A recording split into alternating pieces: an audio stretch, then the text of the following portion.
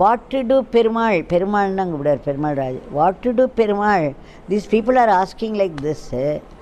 And then அவர் சொன்னார், பெருமாள் இந்த சன் இருக்கே அது வந்து அனாதை இல்லம் கட்டுமா, இது மாதிரி கீழே போட்டு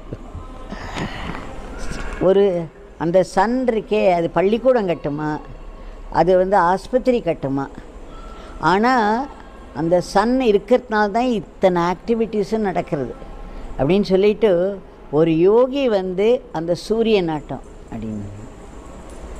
அப்போ எத்தனை அழகாக எப்படி தான் இருக்க வந்து அந்த நேரத்தில் அங்கே என்ன கையில் கிடக்குமோ அதை ஒரு உதாரணமாக வச்சு ஒரு குட்டி லீலை பண்ணி சொல்லிடுவார் நமக்கு.